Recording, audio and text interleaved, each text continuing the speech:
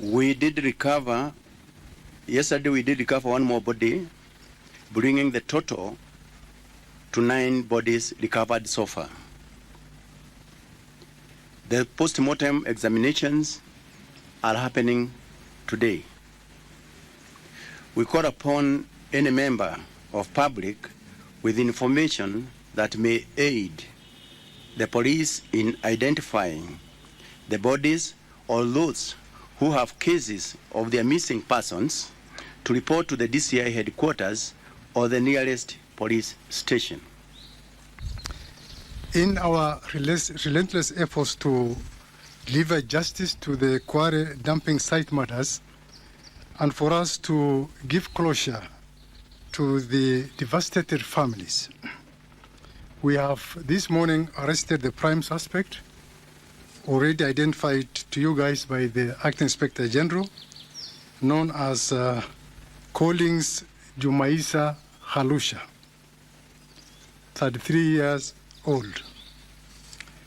The suspect was arrested at Soweto in Kayole Sub-County this morning at around 3 a.m. in a joint operation by the DCI and the National Police Service officers. He was arrested outside a club where he had gone to watch the Europe 2024 football finals.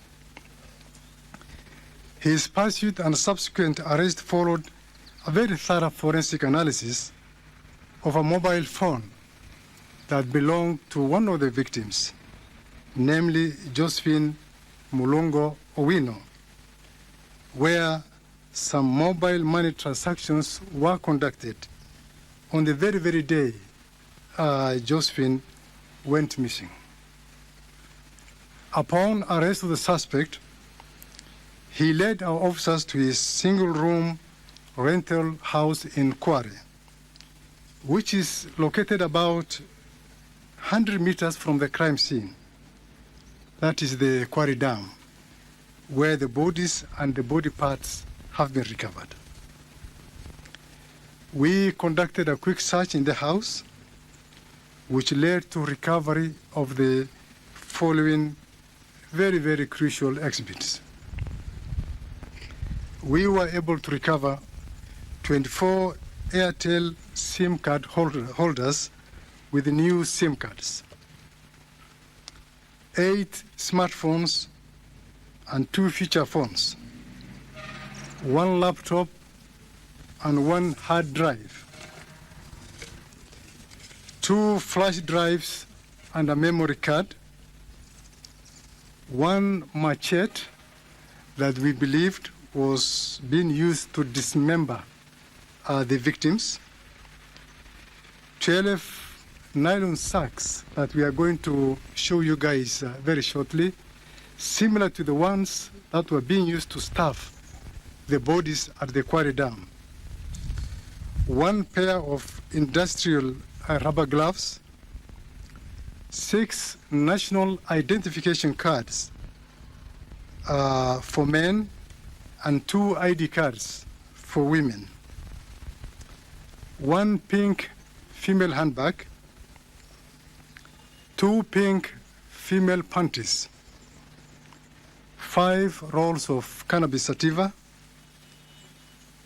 4 huge clear sellotapes, some of which were recovered at the scene. So these ones are similar to those ones recovered from the scene. We also recovered 1 reflector jacket, 2 title deeds, 2 notebooks, and assorted documents. On interrogation, the suspect confessed to have lured, killed, and disposed 42 female bodies at the dumping site, all murdered between 2022 and as recent as Thursday, 11th of July, 2024. Unfortunately, and this is very sad, The suspect alleged that the first victim was his wife, namely Imelda Judith Khalenya, whom he strangled to death before dismembering her body and disposing it at the same site. From our interrogation.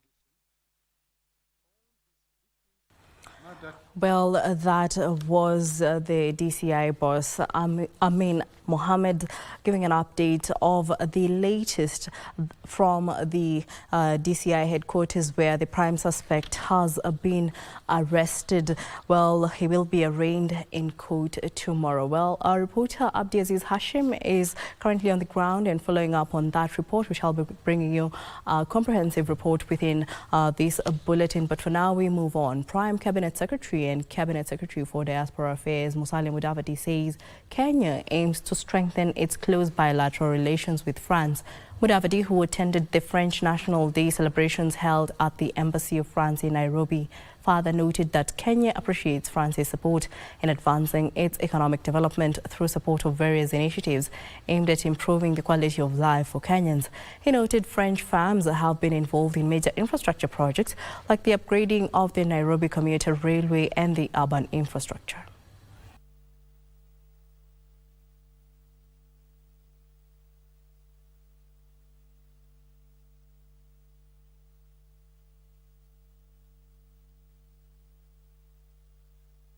Of course, a challenging time for the Kenyan people and also for so many other countries that are here. What will be important is how we emerge out of the crisis. Kenya has been fairly resilient under difficult circumstances, and I will quickly just flag a few landmarks in the past that have shaken the foundations of Kenya, but we have always emerged out of these challenges. Moving forward, I am delighted to say that this partnership is moving beyond the games, as the city of Eton in Elgeyo Marakwet will be twinning with the city of Miramas.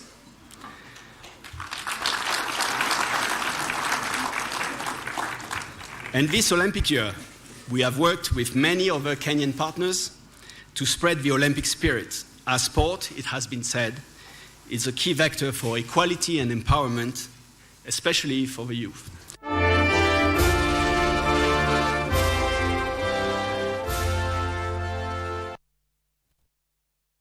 In other news, Marsabit County Senator Mohammed Chute, who was grilled by EACC over alleged embezzlement of 365 million shillings, is alleging a witch hunt in his summons. Chute, who was denied any wrongdoing, or rather has denied any wrongdoing, had faulted the Ethics and Anti-Corruption for allegedly failing in its mandate calling for its disbandment. Marsabit County Senator Mohammed Chute on Thursday last week appeared before the EACC following summons by the anti-graft body. The senator sent a probe alongside his spouse for alleged embezzlement of 365 million shillings. The senator has now come out to defend himself. What is happening is corruption fighting back. So in short, what I will say is this: EACC themselves should be investigated. He is accusing the anti-graft body of witch hunt. We have a case against Chute. He was one of the senators who shouted that we should be disbanded. So that is just political rhetoricism. There's nothing. Na kuna watu wa EACC walisema kwa kitu wanachunguza. Ile kitu wanachunguza wanasema 2 billion shillings. Hiyo file wako nayo. Watuonyeshe hiyo file iko wapi. Na kuna pesa nyingine walisema 380 ama 60. Walitoa wapi? EACC imekuwa mali ya propaganda. At the same time, he says he would be moving to Parliament to further canvass on the matter. Kazi yangu ni oversight. Niliongea katika bunge. EACC ivunjiliwe mbali. Na hata leo nitasema, kesho nitasema, kesho kutwa nitasema. Chute is under the radar of EACC on grounds of conflict of interest and alleged theft of public funds arising from tenders worth 365 million shillings. The tender is alleged to have been issued to 2 companies linked to the senator and his spouse Lydia Gode Yusuf. The Kenya National Private Security Union has called on the government to compel the Private Security Regulatory Authority to immediately implement the new reforms which were gazetted in 2023. The union has decried that despite the gazettement of the new reforms in the sector, nothing has been implemented so far. Additionally, the private security workers have warned of a possible nationwide protest if their demands are not addressed.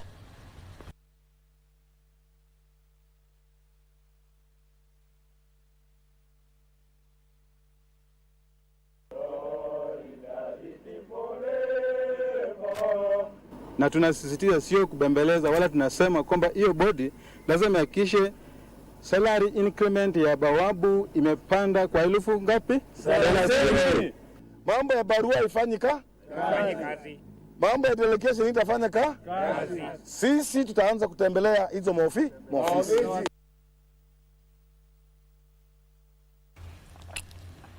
Lawyers from the Mombasa Law Society have pledged to offer free civic education to local residents to enhance awareness of their rights.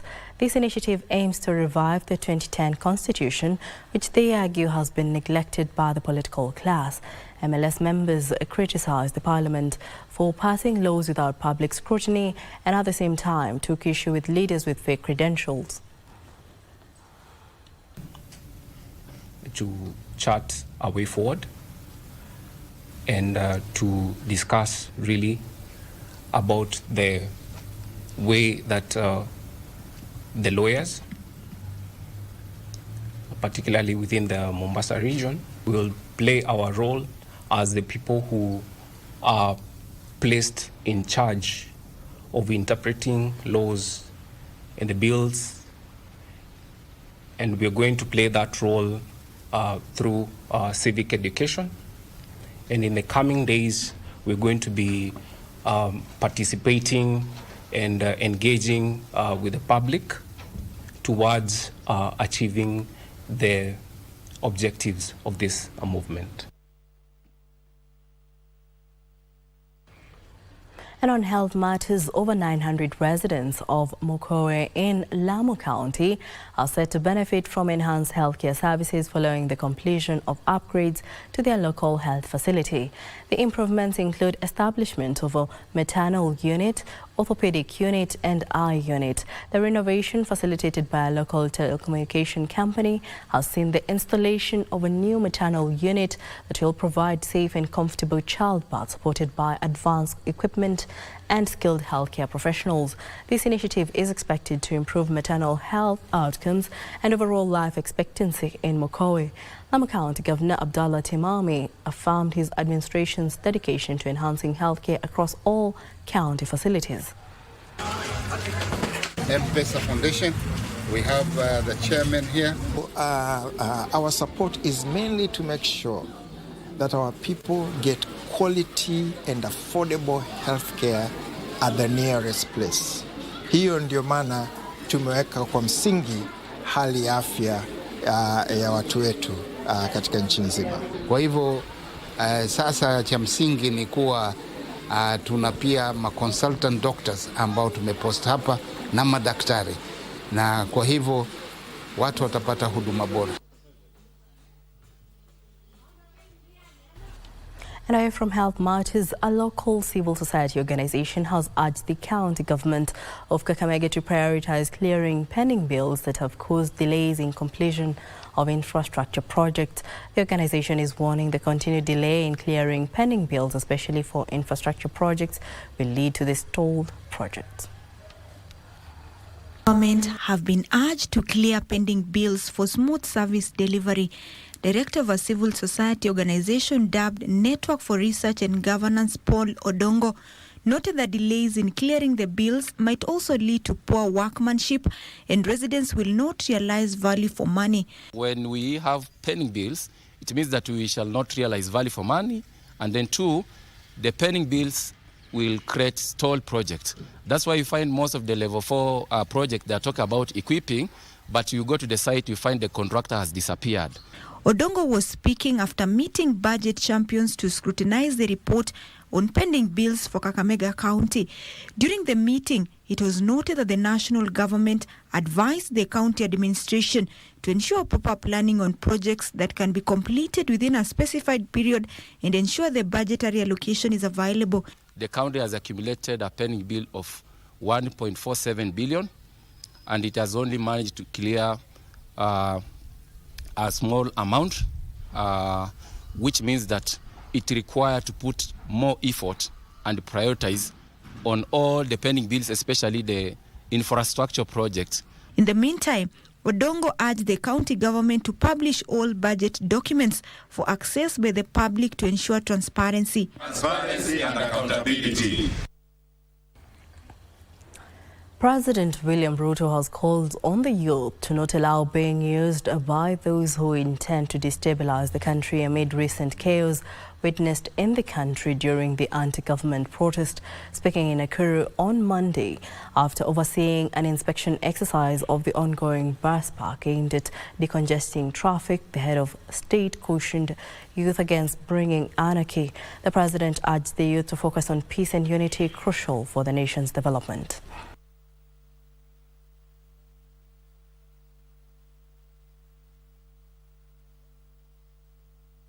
Vijana wetu wa Kenya, tafadhali msikubali ati watu wafanye nchi yetu iwe ni nchi ya kupigana, ya kuharibu mali na ya fujo.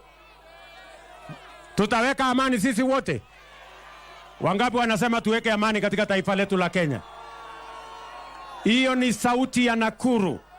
Nakuru wamesema hatutaki fujo, hatutaki vita, hatutaki kuharibu mali ya taifa letu la Kenya. Tunataka kuweka amani katika taifa letu la Kenya, ndio kila Mkenya apate nafasi ya kufanya kazi, ya kuhustle na ya kujitegemea.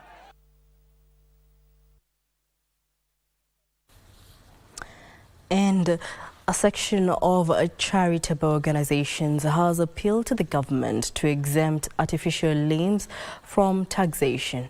The group says most of the physically disabled persons cannot afford the artificial limbs, which are highly priced. They spoke in Nairobi when they distributed the mobility facilities to over 500 physically challenged persons. At least 500 people living with disabilities from across the country received free artificial limbs to aid their mobility, courtesy of Karayan, Aseva, Sunstein Trust and Giants Group of Nairobi Twigs. The organizations also conducted a free artificial limbs measurement at Navnat Bavan General Madhenge Drive. The beneficiaries who travel as far as Marsabit County decried the high cost of the artificial limbs.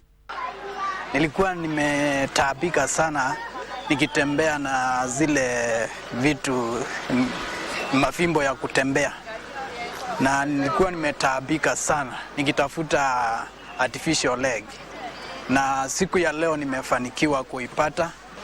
Leo service aendelee kusambasia kwa mashinani na wasaidia wale ambao walifichwa, for example wale ambao wako na severe disability. Okay? So his service aendelee. The organization's charity project coordinator Mukesh Desai said their mission is to ensure beneficiaries embark on the journey towards self-reliance. Today we'll be fitting limbs to over 220 amputees, and also we'll be taking measurements tomorrow to over 250 amputees. And this project alone cost about 5 million shillings, plus each limb cost about $400. He said the exercise will be conducted across the country in every 4 months. The donors and the beneficiaries call on the government to exempt artificial limbs from taxation. The major issue is these things are being charged. We want so many waivers for them so that it can reach so many people. I will also want to ask other donors to follow suit. For an assistive technology device is issued, there has to be a prescription. An AT is just like medicine. It is just like Panadol. It is just like any other medicine. There has to be a prescription. There has to be proper history taking. There has to be proper way of offering that, because it is a standard treatment world over. Now, in education matters, the Board of Management and Parents from Isiolo Boys High School has faulted the Teachers Service Commission over what they term as failure to address the plight of the institution. This follows the recent posting of a new principal despite raising concerns about his track record. Let's have a look. At Isiolo Boys High School,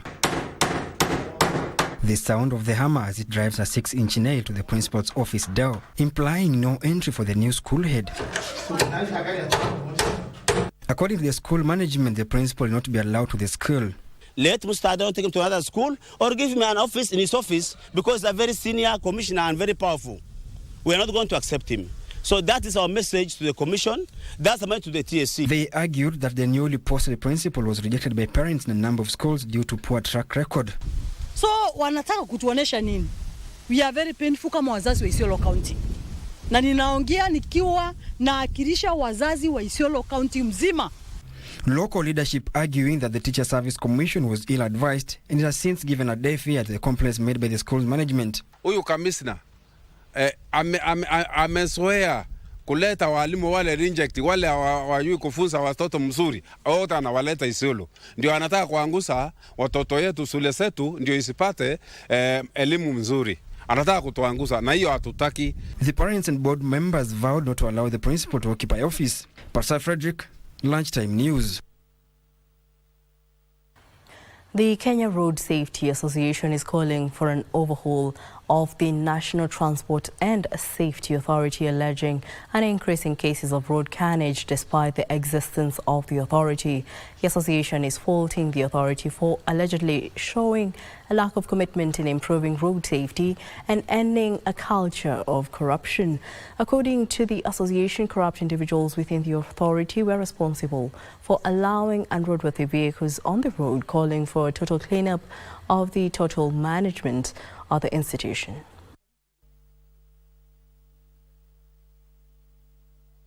Every day we have an accident, and we are just saying NTSA should be cleaned from all the directors, from the board of directors. They should all go home. It's a demand. We need professionals. And for instance, when we are talking of the Ministry of Transport, it involves lives. We are saying we don't want friends to the president. We don't want lawyers. We are requesting him to make sure that he gives us an engineer, somebody who can understand. Wind of change is blowing over Kenya. That wind is very refreshing. What the president of this country did, it caught everyone by surprise. The speed limiters reduce speed indeed, and we knew how. But because the interest was not about road safety, the association was always on attack, and the self-regulation was completely kept in the shelves.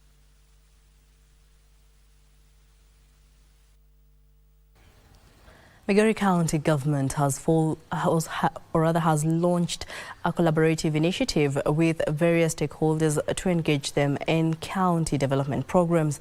According to Migori County Secretary Oscar Olima, who led the engagement, the goal is to localize national discussions in the county to be understood at the grassroots levels, as well as giving the public a voice on matters affecting them.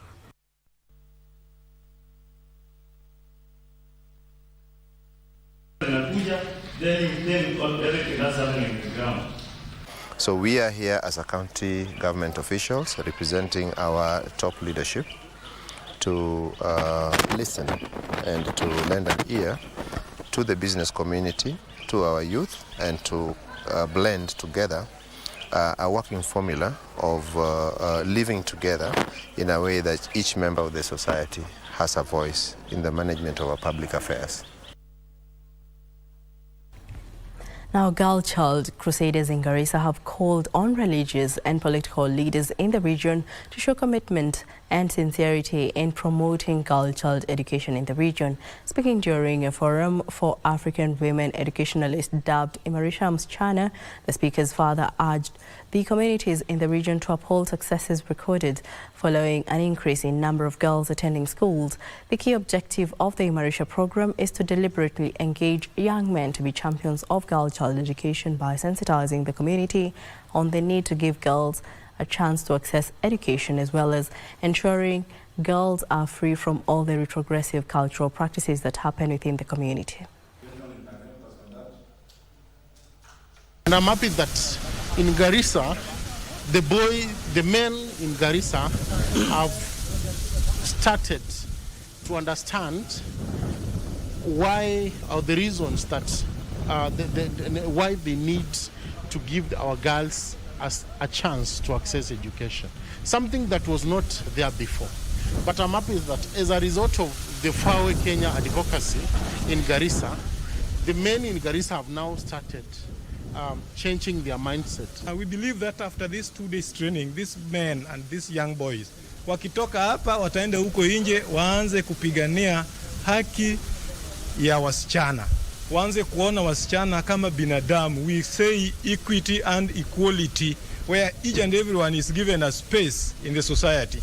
And we are calling upon the Somali men and boys, get out and allow girls and women to participate in education and community matters. Well, that report on educating the girl child brings us to a fast break here on Lunchtime News. Don't go too far, we still have more news coming up.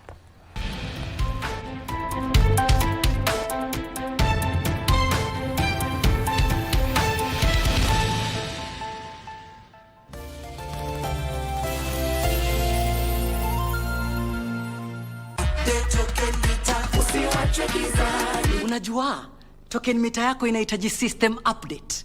Ni rahisi na ni free. Ukipata ujumbe kutoka Kenya Power, yani SMS, weka kodi ya kwanza kureset, alafu weke kodi ya pili kuupdate ili token mita yako iendelee kufanya kazi kama kawaida. Update token mita yako. Ujumbe huu umeletwa kwako na Kenya Power and Lighting Company.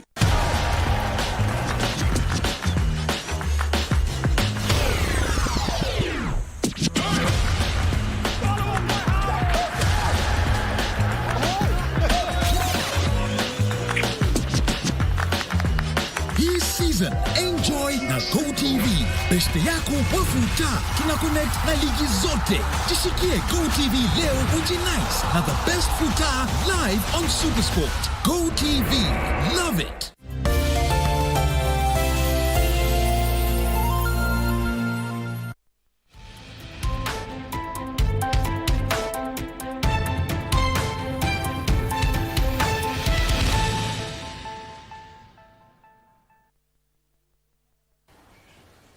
Welcome back. This is Lunchtime News.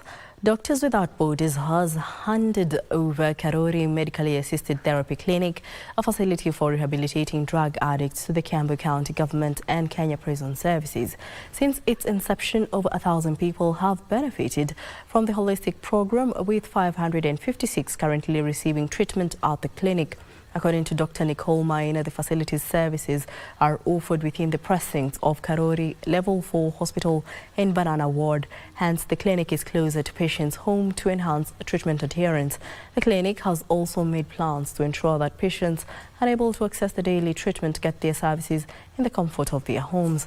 Kiambu County ranks amongst top counties in Kenya with the highest number of drug addicts. In addition to this, just in the spirit of decentralization and bringing the services closer to the community, we have operationalized 2 satellite sites and really keeping key to the integration aspect at Kehara Level 4 and Lusigeti Level 4. We know that it's a program that needs a lot of investment in terms of community engagement and partnership, so we decided to do a transition. And for the last 5 years, they have done wonders. They have done good job. They have assisted many of our residents. And for that reason, as a county, we felt that as they exit, The county government of Kiambu needs to take over that facility because it is useful.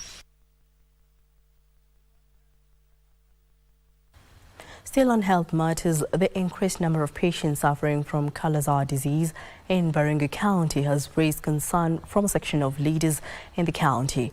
Baringo County Chief Officer for Medical Services, Dr. Winnie Bore, says the rise of the disease has forced the county government to conduct a blood donation fund drive to aid patients who need blood after contracting the disease. Our spot check revealed that as of 12th June this year, 100% of current admissions of patients were at Chemalingot Hospital. Kala-Azar is one of the neglected tropical diseases that cause low blood in the body. Baringo County government has begun conducting a blood donation fund drive to aid Kala-Azar patients who need blood after contracting the disease. Baringo County Chief Officer for Medical Services, Dr. Winnie Bore, says the rise of the disease has forced the county government to conduct the drive. So this is a problem that has really caused a lot of problem to our people, and that is the reason why we are here today. Arupe Kibet, 12-year-old from Silale Tiaty sub-county, walks into Thomas ward as he recuperates in Chemolingot Hospital. Kibet, visibly weak and pain written all over his face. This is after bitten by a sandfly, causing Kala-Azar while herding his father's cows. A bite which has caused his stomach to swell and admitted to hospital for weeks now. Chemolingot Sub-County Hospital, we started treating Kala-Azar patients since 2019. Since 2019, we have managed a lot of cases. So in 2019, we managed 25 cases. Since then, the numbers has never gone down. The disease has risen by 13% between 2019 and 2023, and data show that the numbers will be a record high before the year ends, despite efforts to contain it. We've been able to sustain, the availability of blood. But for today, we really want to appreciate that we have a strong support from FIND and other stakeholders, and particularly my team from the Baringo County government. Data from Chemolingot Hospital in Tiaty West, which is a referral point in the region, shows that 70% of cases seen are male and 30% female. This male dominance is due to the nomadic lifestyle of boys sleeping outside while herding. Dr. Elizabeth Chebet, medical superintendent at Chemolingot Hospital, reveals that the ward is full of patients suffering from Kala-Azar, calling for more interventions to stop the disease. So some interventions need to be done, like they need to sleep under a net so that it cannot spread to the other people in the household. They need to do spraying of the household so that they... We have two treatment sites, which is Chemolingot and Kimalel, and we have 3 diagnostic sites, which is also Chemolingot, Kimalel, and Koloa. Timothy Kipnoso for Lunchtime News. The Center for Mathematics, Science and Technology Education in Africa semester has organized a symposium aimed at empowering science and mathematics teachers in junior secondary schools and secondary schools. The symposium will enable close to 32 teachers from the counties of Machakos, Kajiado, Kiambu and Nairobi to share ideas and collaborate in learner-centered strategies to promote STEM education as the country transitions to the competence-based curriculum. The symposium is taking place at the Semasters Center in Karen, Nairobi County. Especially with the ICT integration and also with the IBL. There are some things I've learned which will help me to improve in my teaching and in my lesson, and also to integrate the other teachers in my school and also in the sub-county and the county at large. I've learned that there are some challenges which I've learned, and they have been a challenge to me, that preparation is key, especially the room where you do the ICT. Also, I've seen that we need to have ICT which is effective. We use an ICT which is applicable and which can run for the lesson so that it can be exciting to the learners.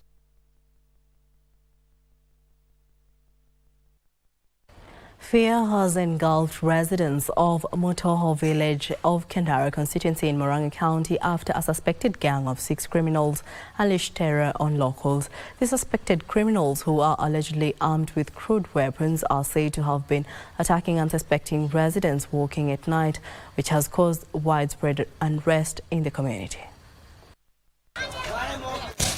In an alarming wave of violent attacks, residents in Motoho village have found themselves in a nightmare after falling prey to suspected criminals in the area.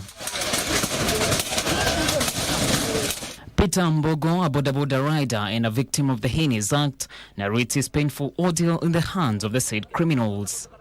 Nikauliza sasa ni mnanirisa nini, wakaniambia sisi tunataka pesa. Nikawaambia mimi sina hata pesa ile niko nazo nido alikatakata kichwa na mkono na kunigoga na sibu kichwa. His story resonating with that of Julius Maura and Wahinya Mwiruri, who found themselves in the grip of the said ruthless criminals. Waliponifahamia sikuwa na otherwise, sababu walikuwa wengi. Wakaanza kuniporapora kama nishika, wengine wakikuja na mapanga wakatakata. Sasa nikasirai wakaenda. Tuangalie sana hapa Motoho. Ipunguze uhalifu. Hawa watu naweza piga pia na obi washikwe hukumiwe. The victims, who have sustained serious injuries, say their assailants launch attacks on unsuspecting people, forcing them to surrender everything before physically torturing them. Juu venye walifika, mimi hata nilisikia ni kama nimegogwa na paga hii saidi nyingine. Mimi nikaendelea kuamsha bogo. Wakati ninamuamsha nilisikia ni kitefutefu, nikamwachia, nikaona damu imeshamwagika kwa nguo yake. In the wake of these attacks, locals have also launched an operation in search of the suspects. John Kahiro for Lunchtime News.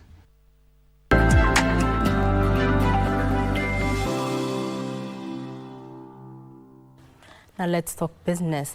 Equity Bank customers in Kenya, Tanzania, Uganda and soon the Democratic Republic of Congo, Rwanda and South Sudan will access secure and convenient ways to send and receive international money transfers following the renewal of a diaspora remittance deal between Equity Group and ZEPS, which owns money transfer brands WorldRemit and Sendwave.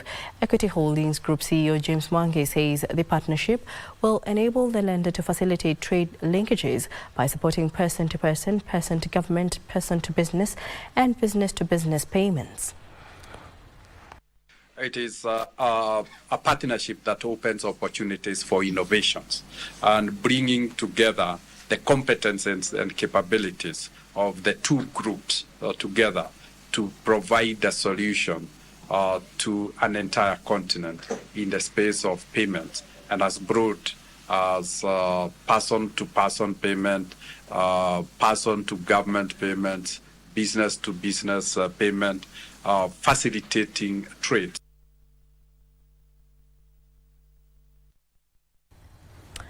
Well, and in other news, Tanzania's Ministry of Tourism and Natural Resources has ordered that all fees and charges in the tourism sector be paid in local currency, in line with the government directive that all local transactions be in the country's shillings.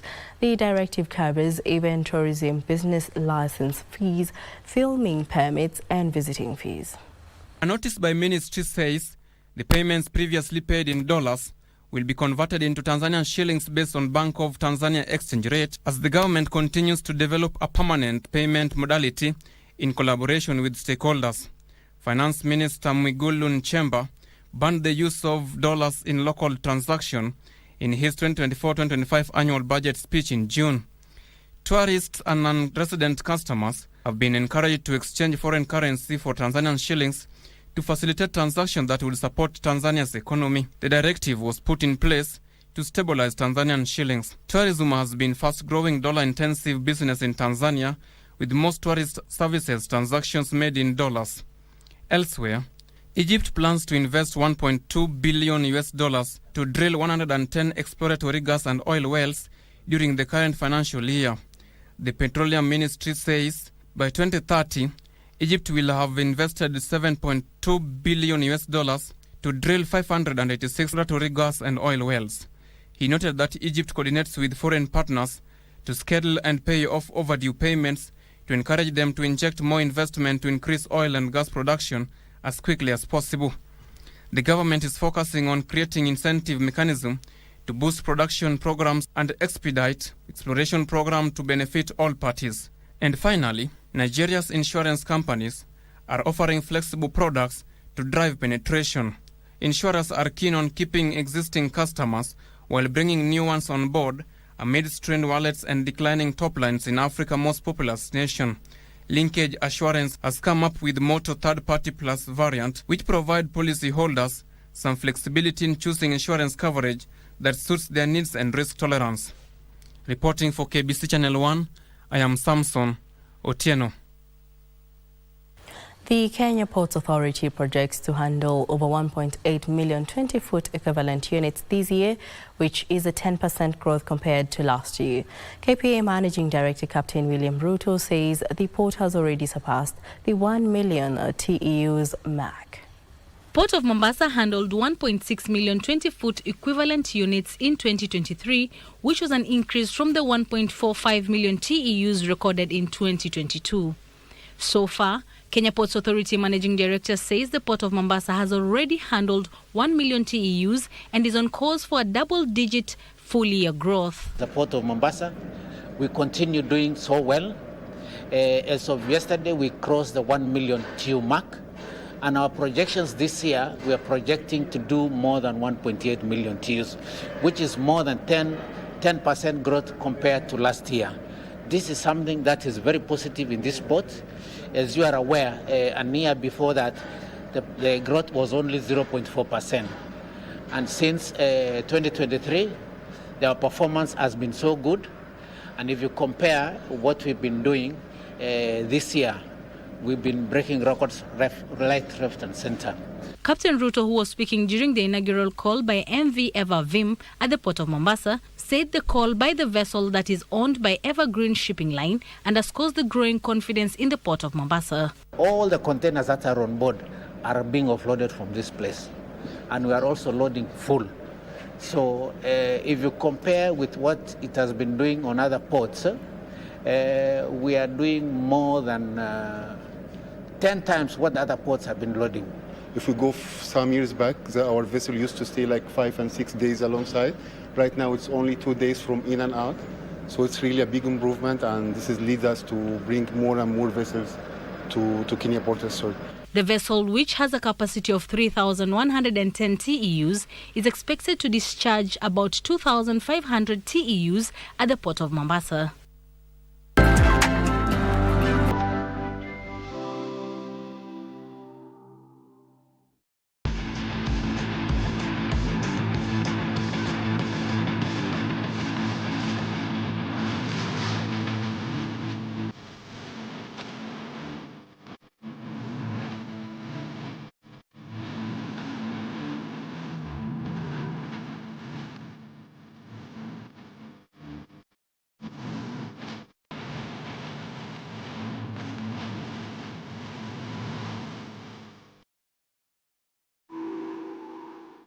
Now in the sports arena, Lautaro Martinez scored an extra time winner as Argentina beat Colombia 1-0 to win a record 16th Copa America title at Hard Rock Stadium today morning. Now the win was the third straight major tournament title for Argentina following their 2021 Copa America victory and their triumph in the 2022 World Cup in Qatar. Los mejores momentos. Salía Messi comandando la delegación argentina. Argentina and Colombia met in a game which was marred by security and crowd issues that forced an 82-minute delay as the Copa America title was on the line early today morning. The two sides played to a goalless draw and was decided in extra time by a quality finish from Lautaro Martinez, who netted his 5th goal of the tournament. There were tears before the celebrations, though, with Argentina captain Lionel Messi going off injured in the 66th minute, watching the rest of the game distraught on the bench, while there was an emotional farewell for Angel Di Maria in his final game for the national team. Nico González y le trajo cosas distintas al partido. y jugó mejor Argentina. Y acá tuvo esta, Nico González. For Colombia, whose only title came in the 2001 Copa America, it was a disappointing night when little seemed to work for Néstor Lorenzo's team. There was chaos around entry to the stadium for fans, with organizers blaming supporters for trying to enter without tickets, while fans blamed the lack of an efficient entry system to the venue. It was the third straight major title for Argentina after winning the Copa America in 2021 and the World Cup in 2022. Y es la más campeona del continente. Gareth Southgate says he needed time to reflect on whether he will continue as England manager after last night's 2-1 defeat to Spain in the final Euro 2024. England have now lost consecutive European Championship finals after missing out on penalties to Italy on home soil 3 years ago. But his current contract is due to expire in December. Under Southgate, England have reached back-to-back European finals as well as the Senate.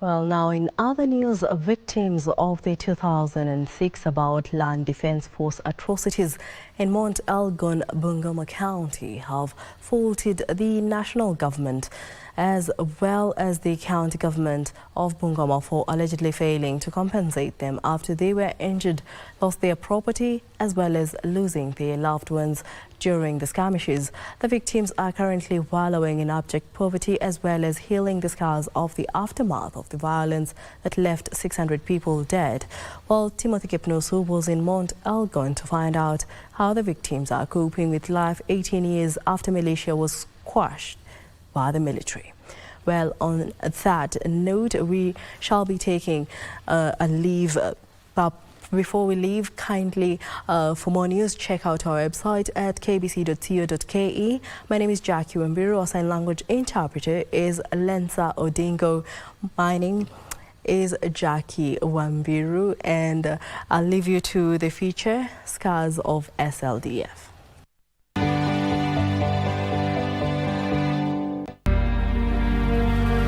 Our journey to Mount Elgon in Bungoma County from the capital Nairobi took almost 6 hours. The good serenity and the heavy vegetation in the area is an evidence of fertile land. One could not imagine that this locality was an epicenter of a deadly civil strife orchestrated by the Sabot Land Defense Force 18 years ago. We first wanted to understand what really caused the mayhem, where the militia group is accused of killing more than 600 people and of committing a number of atrocities including murder, torture, rape, theft and destruction of property. A veteran politician in Mount Elgon, Moses Mokoit, reveals to us how the animosity began and escalated into violence that was beyond imagination. In 2005, we had a referendum. And that referendum, I think you know, it was between the Ndizi and the Chungwa. It went as far as deeply involving our leaders. And especially so in Mount Elgon, it involved area MP then. Mr. John Serut was in the Ndizi. And that time, Mount Elgon was in the Chungwa. Things degenerated into chaos because our leadership then was not quite sensitive in making sure that there is peace in Mount Elgon. Area MP, he said that if we never supported the Ndizi, the people in Chebuk will have it rough. Our crew also paid a courtesy call to former councillor in Sasuri Ward, Nathan Wasama, and who happens to be the brother of the then most wanted and dangerous criminal, the late Wycliffe Matakwei Kirui Komon. Thank you. SLDF Deputy Commander. The 3 most wanted persons in Mount Elgon, I was among them. Na hii ambayo kusema most wanted, sikuwa najua tena most wanted ni kufanya nini. Sikushikwa, ni kupigwa risasi. Nikapitia mchucho hiyo yote, mpaka mwisho ushindi ukapatikana, nimetoka nje. Wasama revealed that what began as an elders and area leaders meeting as well as locals to divide land in Chebiuk turned tragic and chaotic. Sisi kama viongozi wakati huo tukiwa councillors tukasema the best system ambayo ingeweza kutumika, maana watu wameishi kwa muda mrefu tangu 1972. Tukasema watumie ile inaitwa land adjudication system. It emerged that the bone of contention was between the supporters of the then Member of Parliament John Serot and his political rival and competitor Fred Kapondi. So wakasema the only option ambayo tutatumia ni land balloting system. So hiyo kitu ilikuja ikaharibu. The supporters of different factions, having realized that the land in question is not enough for all of them, they decided to grab and guard it by force, resulting to violence. Wakati ya shamba sasa land balloting system na Matogea alikuwa na shamba ya kutosha, ikawa vigumu. Matogea akasema hapana, na tayari alikuwa amenunuliwa bunduki, alikuwa na bunduki 7 ambaye Serut alikuwa amejipanga in case of anything 2007. Zacchaeus Chepkurui, who had his ears chopped, narrates that fateful day when he came face to face with the militia. Wanaonyesha wewe kwanza kisu hapa, wengine anasema hapana hapo. Sasa umenyamasia, sasa huna chochote ya kusema. His wife disappeared without a trace. Nilikuwa na bibi yangu mdogo. Hiyo bibi alitoroka kwa sababu ya shauri ya bwana hakuna. Hata ulikuwa nafikiria mimi nilikuwa nimekufia nje. Martin Diwa from Kaptaboy village was also a victim of the SLDF militia group. Wanakukanyaga umaje tu, umeangalia tu hivi. Hakuna mahali unasema ati wewe. Other victims who spoke to KBC Channel 1 gave a similar horrifying account that left them destitute. Mahali wanakupiga, wanakutembelea kutoka hapa mpaka kwa mguu, kutembelea tu huku. Ukitazama chini wanatembelea kwa mgongo mpaka kwa kichwa, namna hiyo tu. Ni kama pengine serikali unaweza fikiria sisi naye hata kuinama hii mkongo yangu ndio mara nilikanyakwa zaidi. Hii alama alikata na kisu. The magnitude of the violence will catch the attention of the government, which deployed the military to the area. Many innocent lives were lost during the operation. I happen to be lucky to meet one of the victims who lost her husband during the melee to tell us what really happened. Kwa mwendo wa saa 7. Msee tulikuwa na msee hapa. Alikuwa anatoka factory, akaingia kwa poma lake. Kidogo mimi naona watu wakakuja wengi na walikuwa jeshi. Mimi nilikuwa nimejificha mahali na niliona kila kitu yenye ilikuwa inafanyika. Alikuwa wanaambia hebu onyesha hiyo bunduki 6 yenye ndugu yako alikuwa nazo. Lakini sasa mzee yangu aliweza kuambia mimi sijui maneno ya mabunduki. Kama serikali ni wazuri, onyeshe penye walitupa mzee yangu. When the military came in, it did what it did. If a lasting solution will not be arrived at, to see the plight of those people who were evicted and are living very miserable lives outside there, you may not know what will happen next. A former councillor in Chongeiwo Ward, Mzee Job Kipnusu Kiboi, narrates how he was implicated in the violence. Ukaniati wewe mzee, wewe ndio unaleta wachambasi hapa. Sema hapana, mimi niko kwangu. Hapana. Basi ndio wakatuweka kwa Land Rover, tukakuja nao. Fika tukatolewa manguo, tukakaa kwa kiwanja tu. Huyu kijana yangu alikuwa ng'ambo, alisikia habari ya kwamba baba yako ameshikwa. Alipiga sasa, baba amechukulia huko kwa kambi. Alipiga nani? Alifanya makosa hii kweli? Sisi hatumjui. Wakasema hatumjui. Nani huyo? Wakasema Job Kipnusu. Hako kwa watu wale tulishika huko. Hako kwa wao. Yeye nimekaa na mimi. Wewe uko mtoto ng'ambo. Mtoto wangu alisoma akaenda ng'ambo. Ndio nilikuwa nawaambia nyinyi waachilie sisi twende tuongee na raia wasifanye fujo. Mzee Kipnusu says the military tagged him as a wanted man. Wakuja kwangu kwa nyumba kabisa. Na mimi nimelala Mama naye amelala. Sasa watu napita nje. Sasa mama anasema kitu gani, ng'ombe nakanyika nini ama nini? Akatoka nje. Wala atoka nje akamkamata akasema mama anaenda wapi?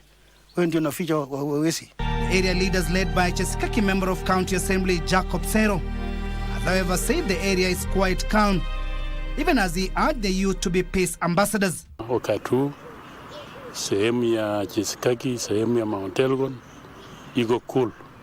Maneno ya ukora kama ya wakati imeisha na vijana wanaendelea na kazi zao na ya maendeleo ya kulima na biashara.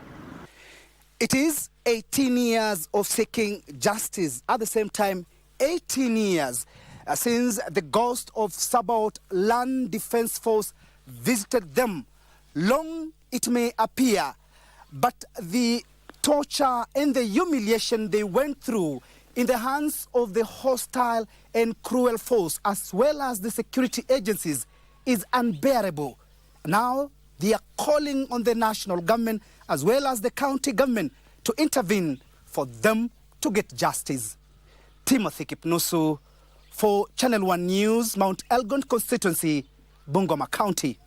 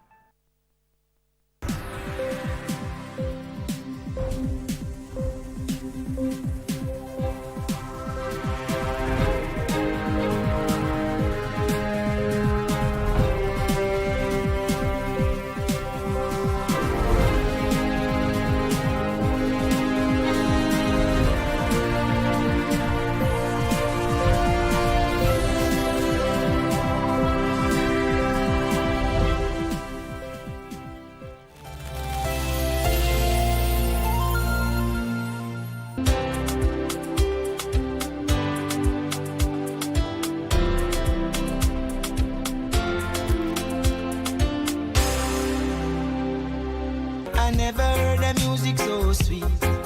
I repeat. Wagwan, me brethren, big things are going. Remember, each and every Monday we have to shell down the place with nothing but the best of smooth way the vibes in your favorite station. You know these things, man. Alafu kila Tuesday, kata simu tupo side, giving you Kenyan music from the 254. And of course, you can spice up your Wednesday by enjoying blazing hot hip-hop and R&B jams. We don't got no label. She said she want bottles. Vibes and vibes as we go all across Africa, Kenya, Nigeria, Ghana, all the way to Tanzania to give you nothing but the best on Afro Thursday. Make sure you make a date with us each and every single Friday with me, DJ_Liza Diva, DJ Cold, and me, Wanjiko. This is Club One Extra. Unanifanya nisikie kunyongwa Hadija ai Nani especially ukisonga. Are you looking for a brand-growing outdoor advertising with beautiful simplicity and an artistically inspired choice? Look no further. Our 40 years of credible reputation and experience will give you exceptional brand traction. Mbona unaweka mdomo hii? Madhi amekuwa mtu mwingine leo, sinjai muona akikaa anakaa kama muzikali wa Tlaviki. Mama kwa hebu acha tuelewane tabata na kusii tu. Kazi yako ni kuongea tu na simu, kuongea na simu. TikTok. Get your brand on the talk with City Clock.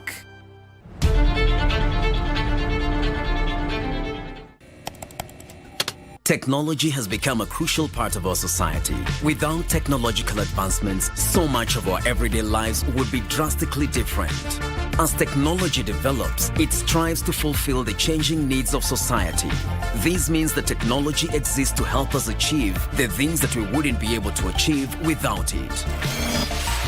Take on Tech looks at the advantages and downside of technological innovation in a world that is becoming increasingly dependent on new digital technologies. Every Monday at 10:30 p.m.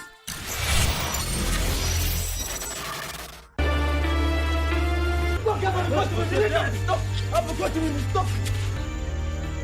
wananifurusha hapa. Mimi nimelelewa hapa. Na wewe nani alikuambia kwamba hii nyumba ni ya babako? Hii ni nyumba ya kiongozi na wewe si kiongozi. Mpike mjukuu wako nyanya. Una mashani ni mpenzi wangu? Tumenita nini? Hiyo ni roho yake mbaya. Kwani wewe ni mtu wa kando? Wewe si ni ndugu yake tu pekee uliye naye? Fanya ndugu yangu, lakini ukao ukijua mimi ninaponea kwenye tundu ya sindano. Kama ni Kalume tare nishakuachia. Mimi niache hivi hivi. Mkosa fadhila wewe. Una haya wala pia vibaya hujui.